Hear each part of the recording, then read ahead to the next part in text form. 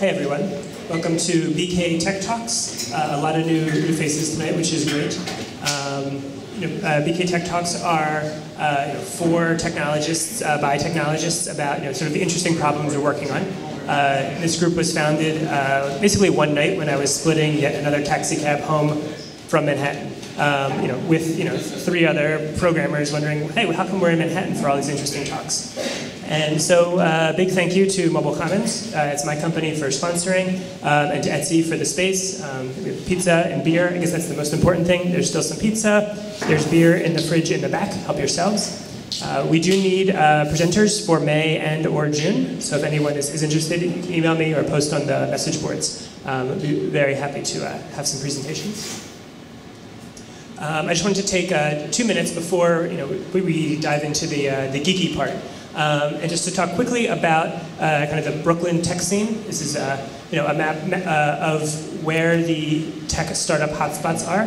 If you see in the Brooklyn side, there's a little spot right where we are, and the expectation is a whole lot more of that blue and that red is moving over here in this year, next year, and the following year. So this is really geared towards people who are have technology companies in Brooklyn. Right now there's 1.6 million square feet of commercial space, and it's 98% full. So if you're trying to get office space here, it's going to be tough. And they expect about 650 companies to be in the Dumbo kind of tech triangle over the next 2 to 3 years, and there's not enough space. So the Business Improvement District in Dumbo is writing a letter to New York City government, basically saying two main things. One is the Watchtower buildings, one of which is, you can see right out the window, these enormous buildings which are all coming up for rent very soon. They're all zoned commercial, but there's a movement to zone them residential, and because residences get more rent. So obviously we want to keep them commercial, and the other piece is there's an awesome space, 325,000 square feet by the water, which could be restored and turned into some awesome office spaces. So urging the government to put out an RFP for that. So if you're interested in this sort of thing, talk to Alexandria from the Dumbo bid, Alexandria Dumbo NYC, who is not here, but talk to me or talk to her afterwards, or tell your company to talk to her if you guys are growing, because I think a lot of tech companies in Brooklyn and in Dumbo are growing very quickly. And that is all I have. I'm going to introduce you to our speaker tonight, Ken Bromberg. Ken is a programmer at Bloomberg LP. He runs their foreign exchange application platform. So he's a developer, knows a whole lot about currencies and foreign exchange, so he's the perfect person to talk about what makes something a currency, what is Bitcoin, why it may or may not be a currency. So with that, here's Ken. Don't be shy about getting more beer, more pizza. Please help yourselves.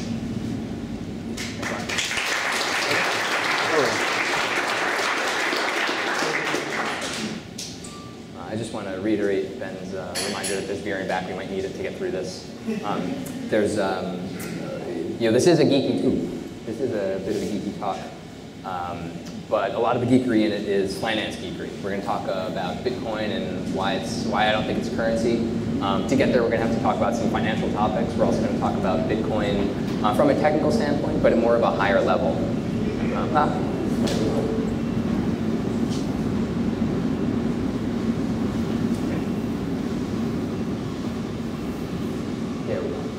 At more of a higher level. Bitcoin is a really, really fascinating topic. It solves some very, very interesting cryptographic challenges. It goes through to solve very difficult problems very, very elegantly.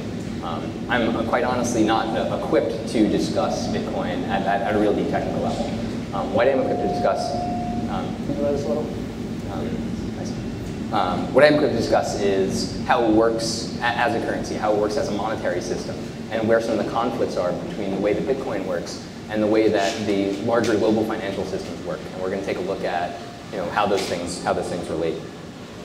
First thing I want to have is a disclaimer. Everything that I'm presenting here in this presentation are my own opinions.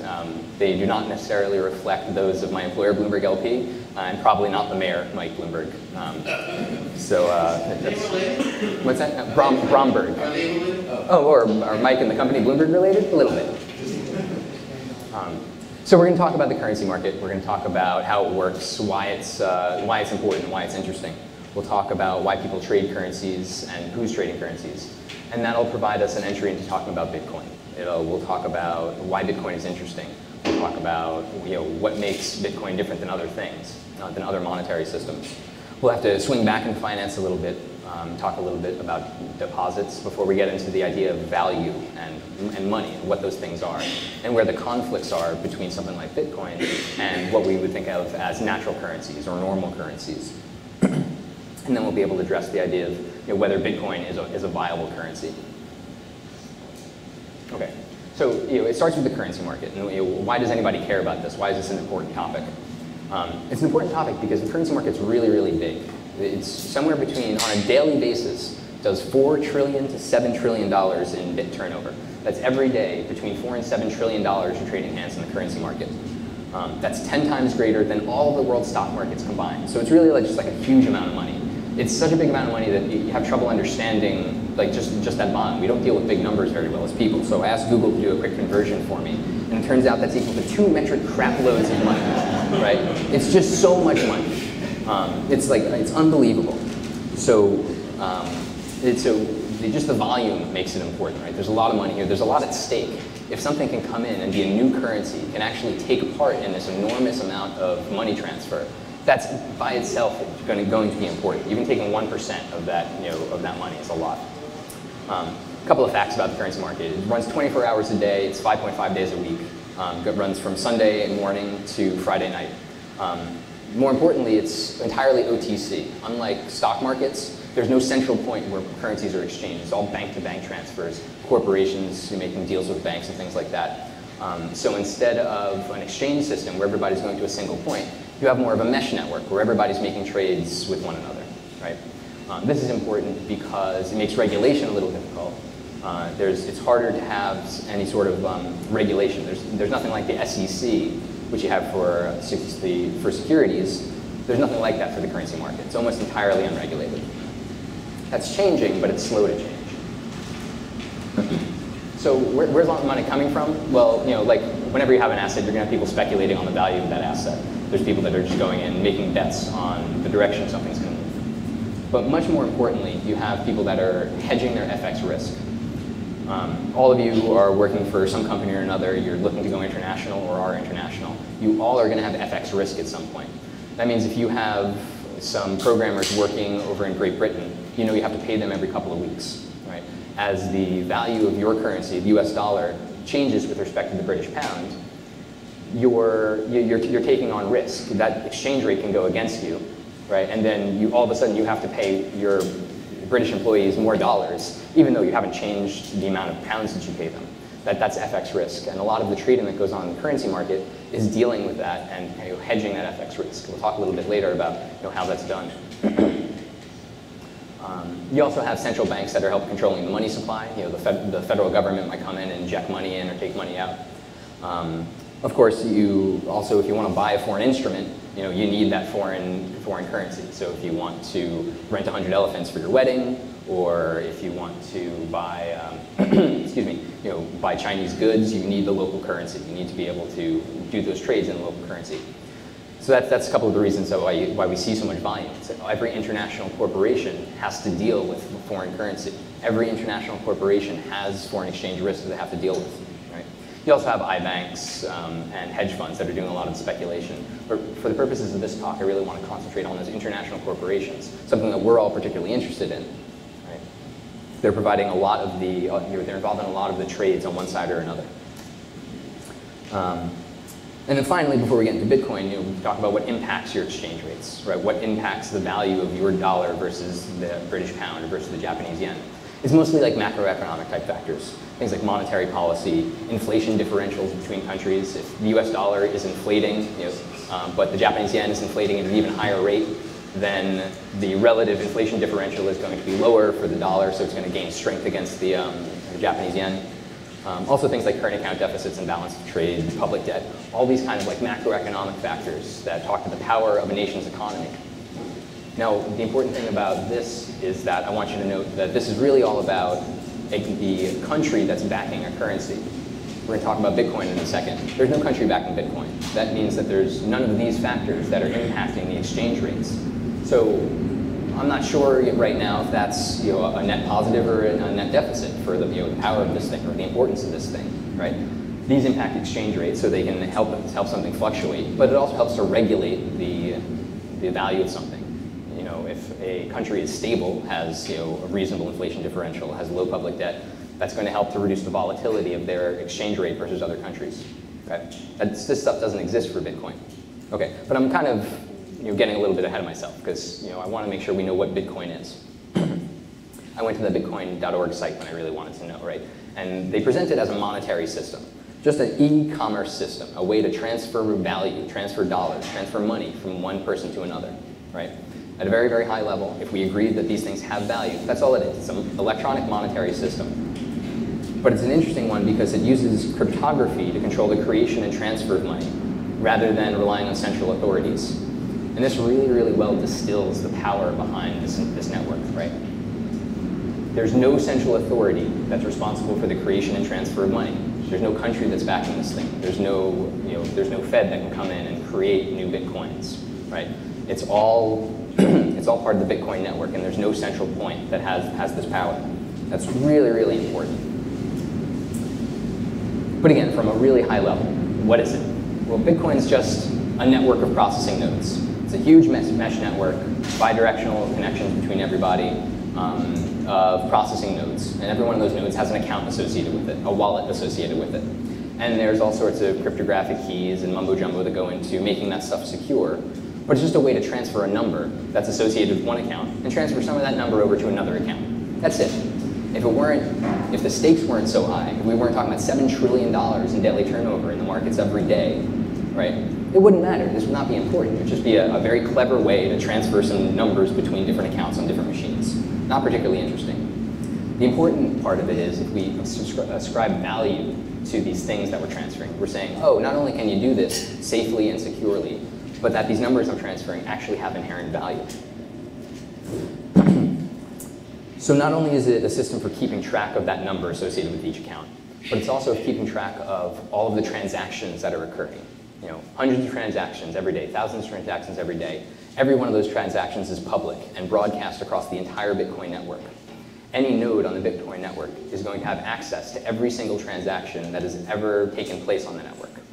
That's one of the ways it deals with transaction verification, which we'll talk about in a second. And it's really, really important because there's nothing hidden on the network, right? Every single transaction is open and free, right? It can be viewed by anybody on the network.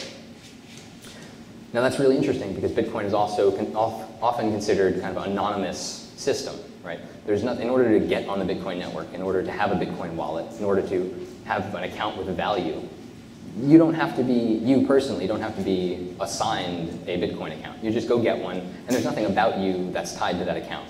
There's nothing inherent to the Bitcoin system that says, Ken Bromberg is Bitcoin ID, blah, blah, blah, blah. And that's who I want to send money to. All there is are the cryptographic keys and account numbers associated with the thing. Now, obviously that's very different than every other monetary system in the world, right? If you have a bank account that's very much tied to you. If you want to transfer money, you have to transfer it to a particular individual. And all that information is logged and is very, very clear to people who have access to it. Bitcoin's not like that. It's kind of quasi-anonymous. Because even though that information isn't available on the network, if I'm doing a lot of transactions and I have this entire network, a mesh network that's doing a whole lot of transactions, obviously there's some attacks you can have on kind of that social graph. You can do graph analysis to see who's trading with who. I know those relationships. Maybe I'm going to map out your Facebook friends and then I'll be able to find who you are by doing some graph analysis. But there's nothing inherent to that mesh network that's going to say I'm going to be able to find who somebody is. I really have to bring in information from outside the network and apply that knowledge to the network to find who a particular account belongs to. Okay, so that stuff's interesting. We have a way to transfer some number between accounts. Every one of those transfers is logged and is public on the network. But the really, really important part is that Bitcoin is an entirely peer-to-peer network. Much like BitTorrent, there's no central point, there's no central authority for creation and for the creation of these Bitcoins. There's no central authority for transaction verification, right? It's just a huge peer-to-peer network. And everybody on it is a peer node. Everybody has the same knowledge and has the same power and is involved in the same way in this entire network. Now, this is really important when we talk about the issuance of new Bitcoins, right? Since it's a peer-to-peer system, there's no central point for creating new Bitcoins. There's no central issuer. In the US economy, there's a central issuer for dollar creation. The US Treasury will literally print new money and send it out, and either good or bad things will happen depending on what your economic views are. But that's a power that somebody has. There's nothing like that for the Bitcoin network. The way new Bitcoins are created are by all the nodes on the Bitcoin system just grinding away, solving particular cryptographic problems. Once one of the nodes solves one of these cryptography problems, it's just assigned Bitcoins by the network. They say, hey, good job, you get 50 Bitcoins, you get 25 Bitcoins, well done. And then all the nodes on the network are just continually processing away, either verifying transactions or working on these problems, which aren't tied to anything. It's not useful work at all. It's not like they're running the SETI program or anything like that. They're not doing genome mapping. They're just solving problems. And as those problems are solved, new Bitcoins are issued. Now, because the people who designed the Bitcoin algorithms are really, really smart, they designed in a way that there's an upper limit to the number of Bitcoins that can be created, right? So there's a mathematical upper limit to the number of Bitcoins that can exist on the network for the total number of, for the total number of these things that can exist. Now that's really, really nice because it takes a lot of power away from increasing liquidity. You can't just make a whole bunch of Bitcoins if you had a huge set of processing power and flood the market and reduce the value. It can't be done mathematically. The difficulty of solving the problems is asymptotic with the number of coins created. So as you get to that 21 million mark, it gets virtually or actually impossible to solve that problem. It can't be done at that point. Again, smarter people than I have looked at this stuff and come to an agreement that yes, this is in fact the case. So there's this hard limit to the total number of Bitcoins that can be created. It's a lot of power. And the most important part is that there's no central point for transaction verification. This is really, really huge. Transaction verification, which just says that one node on the network can transfer some of these Bitcoins to another node on the network, and that's okay. The first node had enough Bitcoins, and the other node exists in a way that can accept those Bitcoins. That's all consensus-based on the network. A transaction is broadcast out from a node or from a pair of nodes.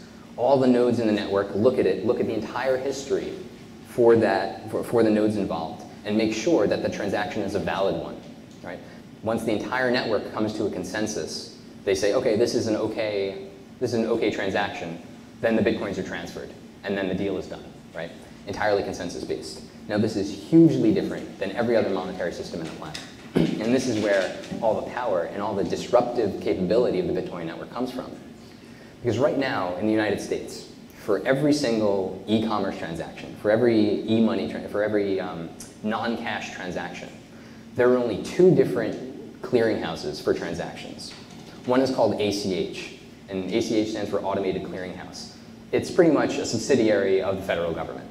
Okay? The other is called EPN. It's a private organization. It's a private organization that has very, very close ties to the federal government. Right? Every single non-cash transaction that's done domestically is verified by one of these two organizations. Now, that's really, really problematic to me, and I'll show you why.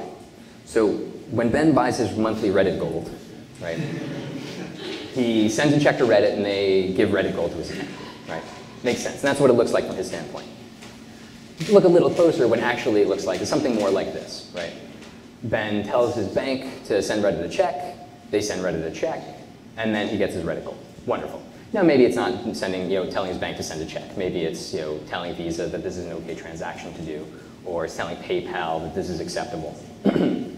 But again, more or less, this is what it looks like from his standpoint and from Reddit's standpoint. But what's actually happening is something more like this.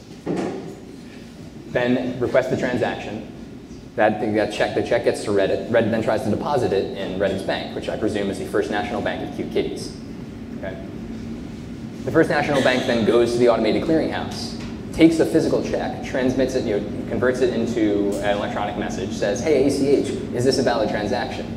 The ACH is then responsible for going to Ben's bank, going to Reddit's bank, and saying, yep, this is okay to do, no problem, right? Now, if we look at a more macro standpoint, this is really what we're seeing. We have a whole bunch of nodes on one side. They're trying to do deals with a whole bunch of nodes on the other side. Millions and millions of transactions a day, and every single one of them is going through a single choke point, right? A single place, which is really, entirely owned by the federal government to make sure that those transactions are valid. Now, I'm sure a good portion of you were architects and designers, right? If you were to design a really robust system that isn't going to fail, it wouldn't look like this, right? This is terrible. You have a single failure point for something that's really super, super important. And sure, this whole thing is a network of, it's actually, there are networks of nodes and things like that. So it's a little more robust than just like some guy looking at checks. But the idea is the same. You have one single place for transaction verification. And more importantly, you have one single place that if somebody has control over it, can completely stop electronic transactions, right? And this is where all the power is, right? You all remember when WikiLeaks had their assets frozen back in, I think it was June 2011, right? What that actually meant was that the federal government said, oh shit, I don't want these guys transferring money or getting money from any place. So they went to the ACH and they went to the EPN and they said, lock them down. No more transactions are validated. And when you hear people about criminals getting their assets frozen, things like that, this is what it means. The federal government goes to these organizations and says the accounts associated with these names or this set of accounts can no longer accept e-transfers. E-transfers, which at this point in the world account for every single non-cash transaction you do, which is the vast majority of the business you do, I imagine, right? Enormously powerful. Excuse me. Now, if we look at the way Bitcoin works a lot like we originally thought it worked when we were just sending a check, right? I just decide I want to do a transaction. I do the transaction. I ask the Bitcoin network, and it comes to a consensus, and it says OK. And then the transaction takes place. It takes about somewhere between 10 and 60 minutes. And then the money's transferred, and everything's great. I can, what do? You go in like the special forum? Is that what it is? I don't know. OK, so this is a lot harder to defeat. There's no central place to lock down. What you need to do is you need to own that network. And since the entire network is a peer-to-peer network of processors, right? In order to own the network, really the only way you can do it is to get the majority, and I think it's actually like a super majority, I don't think 50% is sufficient. You need a majority of the processing power on the Bitcoin network. It's not insurmountable, and probably the NSA is thinking about how to do it. But it's real hard. And it would also probably be pretty easy to discover just by doing analysis on how transaction verification was occurring. So it should be pretty easy to figure out if there's anything nefarious going on if someone's trying to take over that Bitcoin transaction verification system, right? And so this becomes a much more robust system and takes a lot of power away from the government. I mean, that's a really enormous tool they have for their purposes of whether it's going after criminals or activists or whatever it is they do with it. It's a lot of power. And obviously something that you don't really want to give up. So here we start to see where Bitcoin might not be able to break into that $4 trillion because maybe governments have an investment to not permit that to happen. But just because so the government might not want it to happen doesn't mean it's not going to happen, right?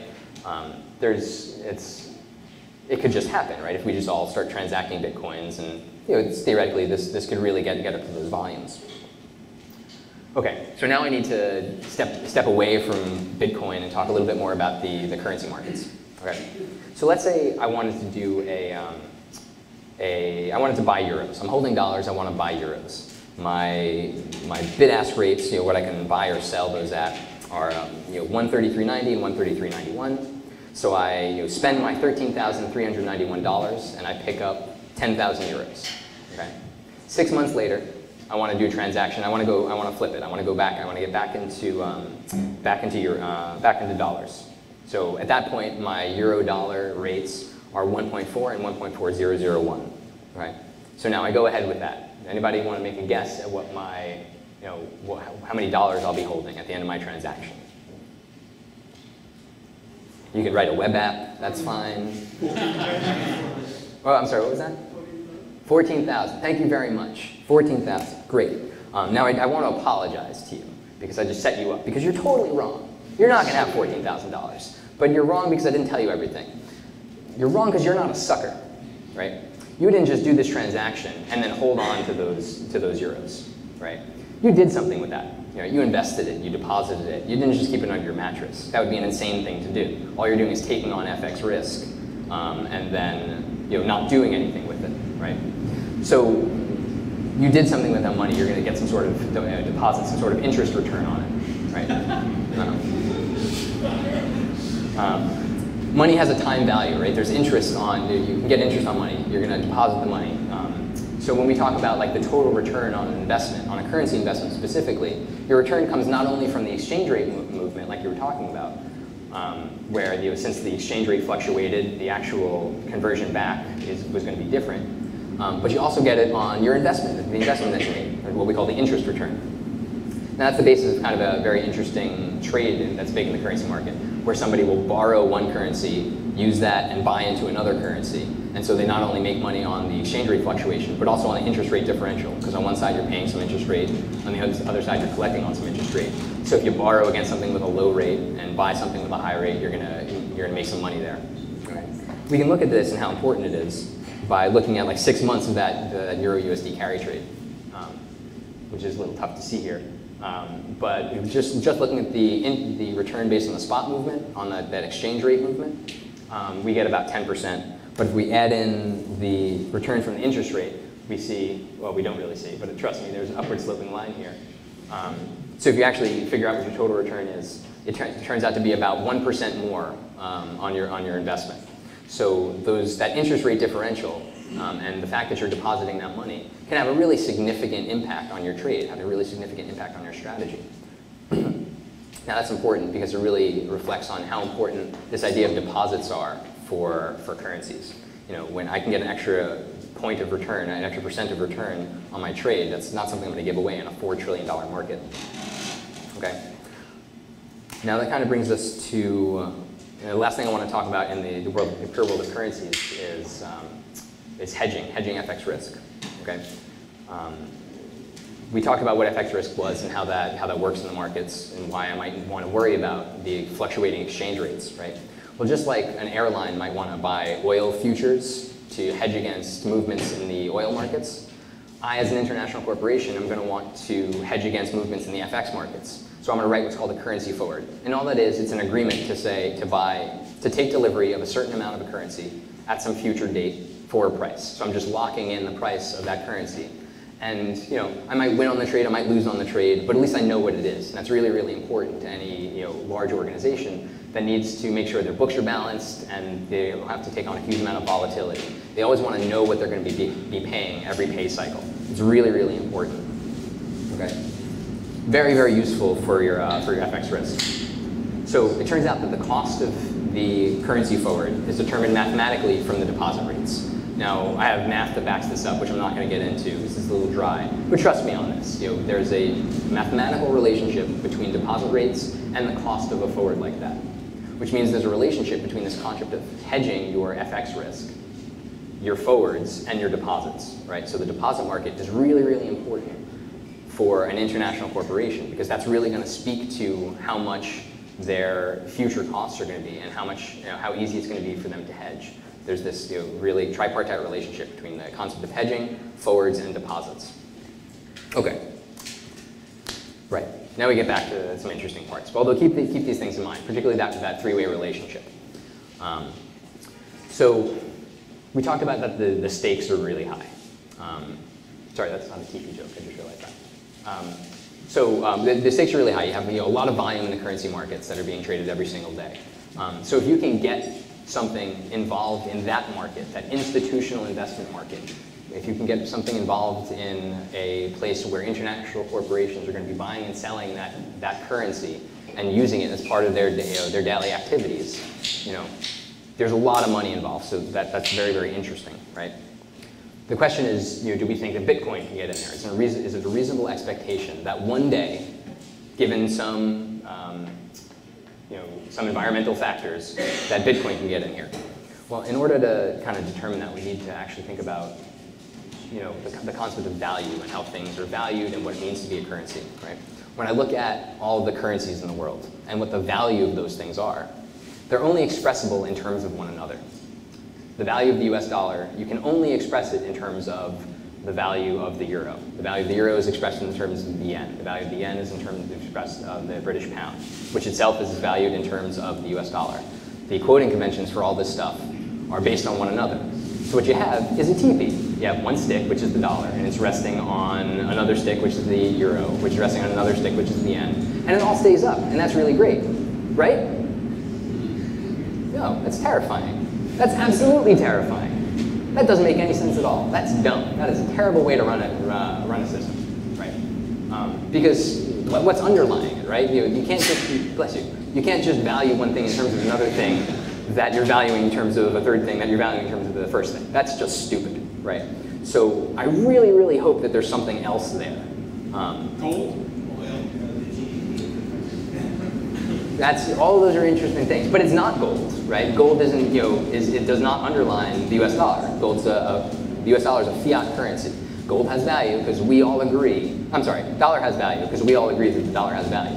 You can take your dollars and go to the government and ask for gold back, and they will laugh. You can buy gold with Swiss francs, and you can buy dollars with Swiss francs, right? I'm sorry, say that again? Just because it's not convertible doesn't mean you can't measure its value with that thing. So you can measure the value of the dollar with gold, just like you can measure it. Prove it. Right.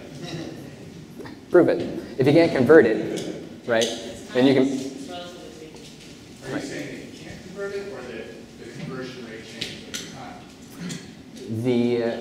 You can convert it, but then gold actually in the markets is actually treated just like another currency, right? So it just becomes another stick, right? There's nothing that says like, oh, well, at the end of the day, this is okay. The values fluctuate constantly. The dollar, you can buy gold with the dollar, but it doesn't underlie the dollar, and there's no guarantee at the end of the day that you're going to be able to go to the U.S. government and say, oh, here's my dollar. I'm led to understand you have some gold for me, right?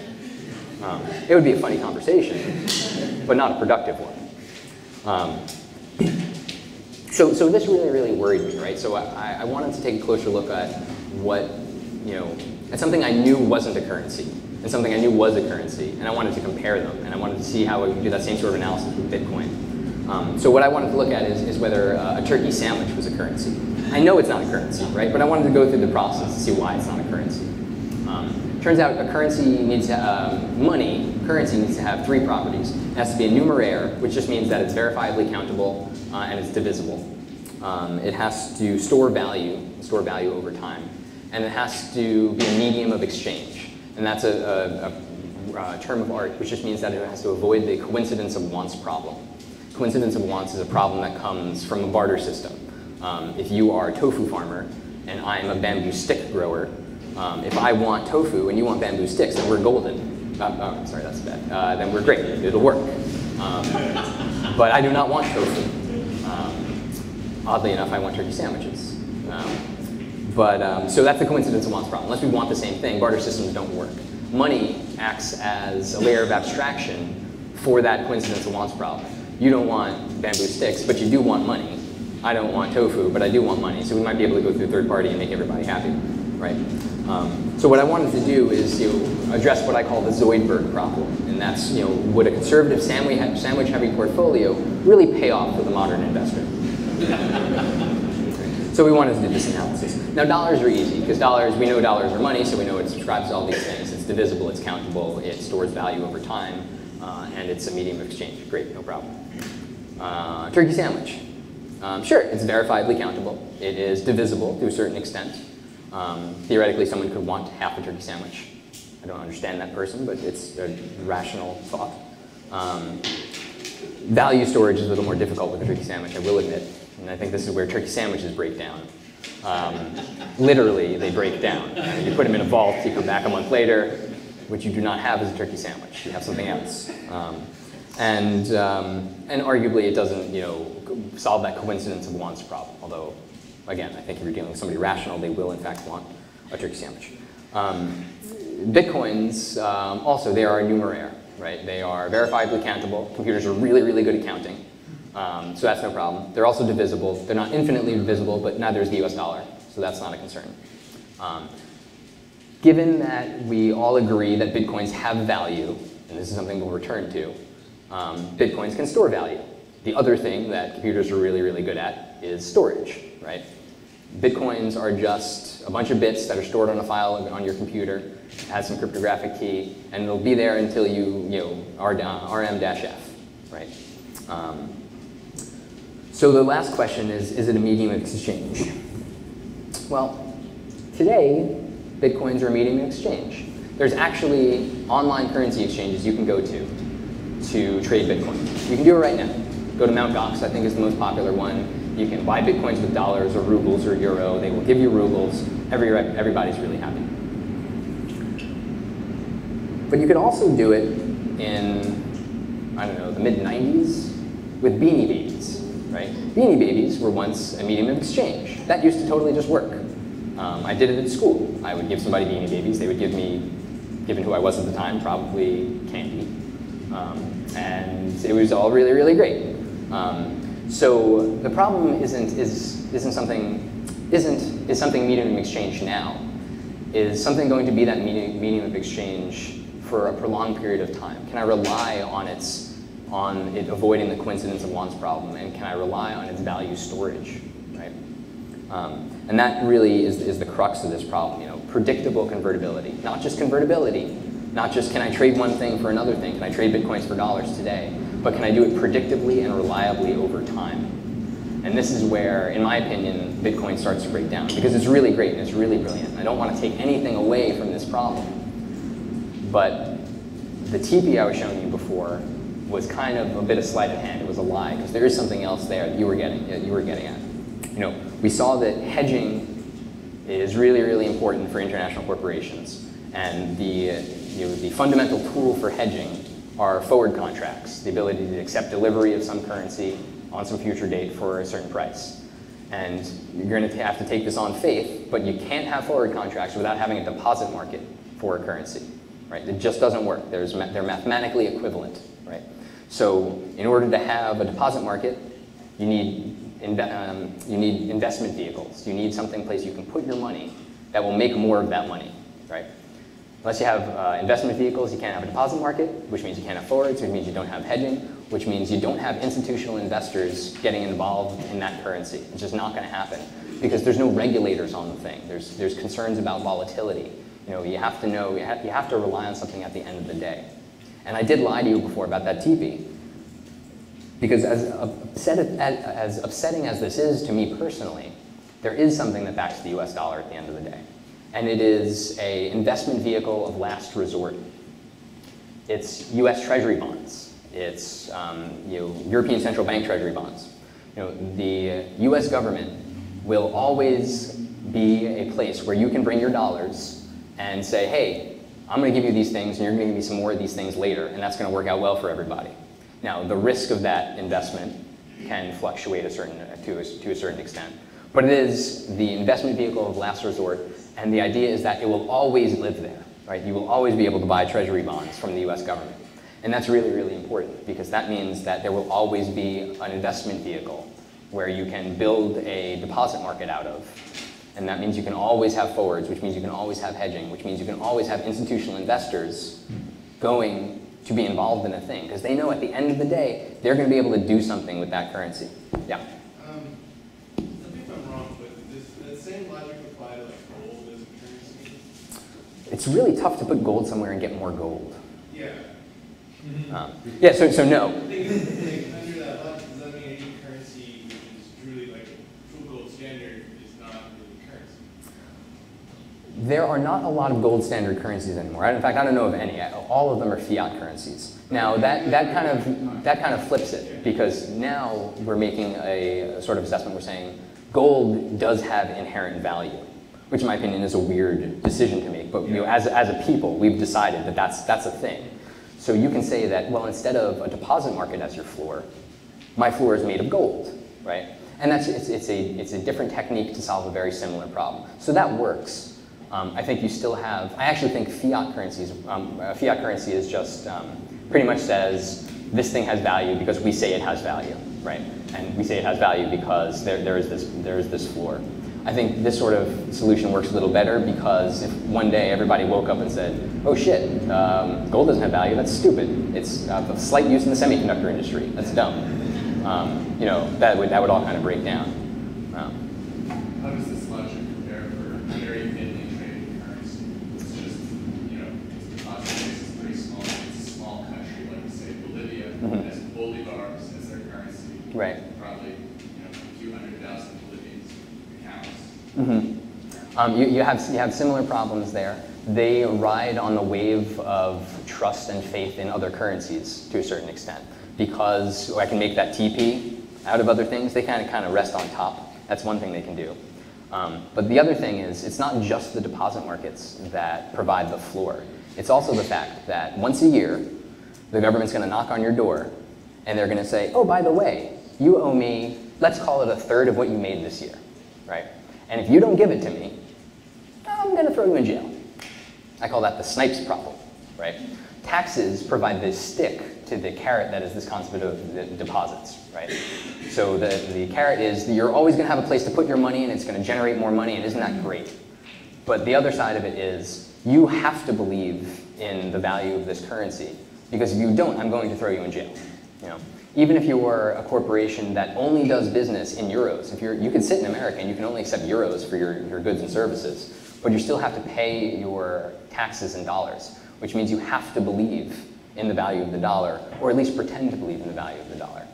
So what I see as the floor underlying, this teepee of value are these two things: the concept of the fact that there's a deposit vehicle of last resort, which means I can build a deposit market, which means I can write forwards, which means I can hedge, which means it is sane for me to get a corporation involved in something. And also the concept of taxes, that I have to give the government taxes every single year, otherwise bad things happen to me. Okay, so this is what we have. Now how does this tie back to Bitcoin?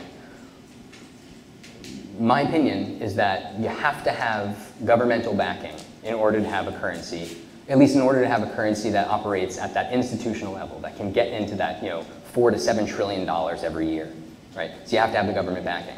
The problem is with Bitcoin is that it just works too well, right? It's really incredibly well designed.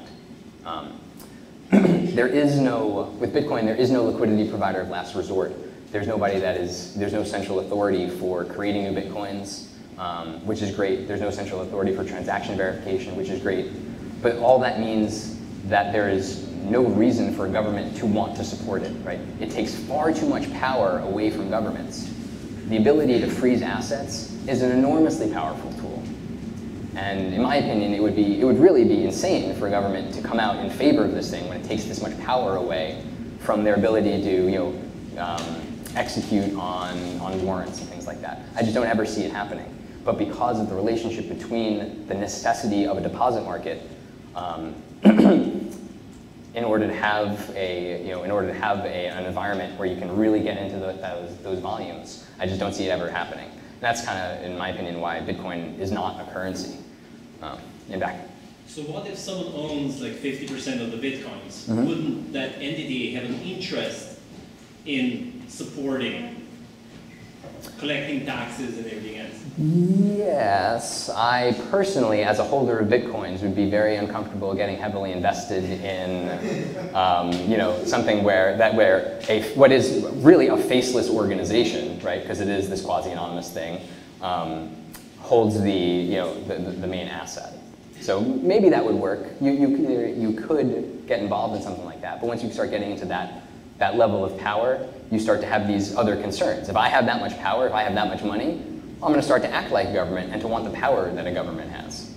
Did you see a conglomerate of multinationals being asked backing, like Goldman and some other investment banks getting together and saying, we're going to provide this institutional backing? Right. And in some ways, wouldn't that be more powerful than an individual government? Because Potentially, I mean, what happens to fiat currencies? Right, certain bad things. Yeah, I mean, that is certainly potential. And what you're really talking about is you're talking about a quasi-governmental organization, right? And that is a way around this problem. But the way I see it, if something starts to become a quasi-governmental organization, why wouldn't they want those powers? And what's in it for them to support these things? You can probably, in my opinion, because I'm arguably a terrible person, is you would find, this conglomerate going in and manipulating the markets to their advantage, which is not something you really, really want. It's, as upsetting as it is to me that the basis of the dollar is, the U.S. deposit market, to that's kind of a good thing, right? You know, theoretically, we all love and trust and support the government to do the right thing for the economy. Could Greece derive benefit from switching to Bitcoin? I'm sorry, say it again? Could Greece derive some benefit from switching to Bitcoin? This certainly couldn't do much worse than they're doing now, right? Greece has other issues, but just even in a vacuum where we wouldn't have to worry about the political fallout of something like that, I really think it all comes back to this idea of power. And the ability to freeze assets is so profoundly important to a government. I just don't see anybody giving that up. Even in the dire straits that, well, again, with Greece, there's like a whole host of other political concerns with doing that. I don't think they could, in fact, do that, even if they wanted to get out of the euro. What about a small government whose currency is pegged to the dollar, which gives that, or some other currency, and then that gives them problems? Like, some autonomy Right. in switching to pegging to Bitcoin? Right. What I would expect in a situation like that is governmental pressure from other stronger countries to prevent that from happening. Because make no mistake that if Bitcoins were to catch on, it would be profoundly disruptive. If there are always a large liquidity source so that corporations could in fact get involved in this, it would be enormously disruptive, unimaginably disruptive to the monetary system. I think the world superpowers and our environmental powers have a huge amount at stake to actually prevent this from happening. North Korea or Iran? Yeah, certainly more possible, although these are not necessarily organizations that are well known for giving up power. Yeah. So one of Bitcoin's classic applications is the black market, which is like the antithesis of the government. There's a very good reason for having a system that goes around the government. Mm-hmm. So could you maybe argue that within the confines of the black market, you could get return on investment? So for example, if you're a drug dealer, you could have Bitcoin inflows, and then you expand your market, and then that leads to growth in the economy. Yeah, it's one of the saddest things about Bitcoin is that it's really, really good for laundering money. It's like the perfect thing. And if you want to buy a bag full of smack real easy, if you can do that with Bitcoins, it's a real problem. What you would see, and I think what the upper limit of it would be, is low liquidity trades, like at that level, black market trades. I don't ever see it making the jump to institutional investment. And actually, I think the more of that there is, the more power that gives to governments to intervene. Say this is obviously a tool for drug dealers and terrorists, and there certainly would be attacks on the Bitcoin system in general. We're all familiar with BitTorrent traffic shaping. There's certainly attacks right now that the Bitcoin network are susceptible to. I'm not aware of any that are actually been implemented, but there are ways to attack the system from a network control standpoint. There are also counterattacks that you can do to route around those, but then you get into this you get into an arms race around it, and that's not really going to help grow the system. Yeah. So you're bringing up a point about ways to freeze assets. And I've heard a lot on the Bitcoin forums that people are thinking about collectively agreeing to blacklist certain Bitcoin transactions and no longer accept inputs from possibly stolen coins. Mm-hmm. I don't know that there's definitely a way to identify those were actually stolen, but maybe some sort of mechanism like that also happens freezing assets. Yeah, what would work really, really well for that is more centralized transaction verification. Then there's the problem. It's a very easy solution to that sort of problem would be just that. Obviously, that violates the philosophy behind it. I suspect that won't get very far, but I'm not a guru on this by any stretch of the imagination. I'm really interested to see how this stuff turns out. So to argue that there's actually no currency system that has survived over a history of time without taking backing. So for example, if you take the euro, the ECB is a de facto institution that has no political power, and that's Greece and Ireland and these countries cannot use monetary policy tools, such tools to control their economy, hence they're experiencing this problem. And for Greece to actually solve this problem, it needs to actually be the euro. So Bitcoin without a government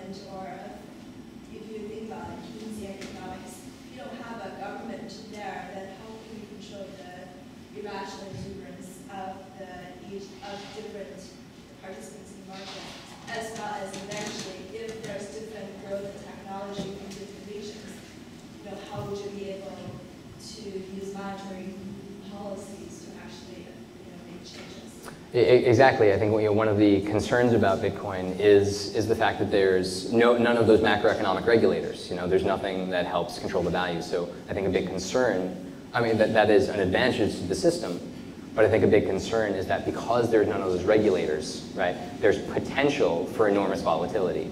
And we have seen, if you look at the history of Bitcoin transactions, you have seen some pretty substantial swings. They've calmed down. But it's kind of, there's no reason why it's calmed down. There's no regulators, and as bad as large governmental organizations are at regulating the economies, at least they are tools to do so, and they just kind of don't exist with the world of Bitcoins. Although I do want to take a brief issue with your statement that the ECB doesn't really have any political power. I think that's not exactly true. They don't. Yeah. So they're not a currency that you mentioned. You're a holder of. So do they have some other value that you see? Is there besides being the like nerd merit badges that you see on Boing Boing? There's a Bitcoin one. I wanted it. Yeah. So I want to try to break it down. Sure. So it's basically that there's no floor to the value of Bitcoin, right? There is no basis for an investment for institutional investors. And also that there's no way to get a return on holding Bitcoin, right? That's Sure. The flip side. Yeah. So like the floor, I think, would be the black market transactions. Like there will always be a black market for some things. Mm-hmm. And that will always have some value, being able to do that pseudo-anonymously. Mm-hmm. And then getting a return was actually an exchange that used to exist, but has recently shut down. Providing huge amounts of confidence. But the system will still work. I mean, they just weren't able to secure the systems. Right. Technologically, it had nothing to do with Right. Yeah, the protocol itself still seems like it didn't have a problem. There's just an implementation issue. I was flipped, but I certainly agree with that. So this exchange called Bitcoin actually allows shorting Bitcoins. Mm-hmm. So in order to short, you have to borrow Bitcoins from someone. So people with deposit their Bitcoins to Bitcoin would actually get a great return. Right. Yeah, and there was also, you can also buy Bitcoin options and things like that. Yeah. I think all of this stuff is based on, there's still no asset there, right? I think when you talk about, at least when an institutional investor wants to talk about a deposit market, they don't want to base their deposit market on speculation.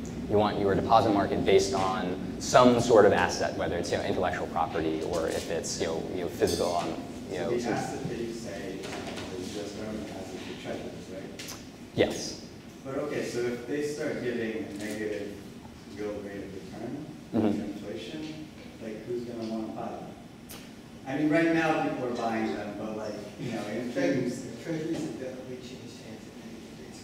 No, Yeah. And that's a potential counter argument for the entire thing. Like, how do you build a deposit market based on something with the floor of which is below sea level, right?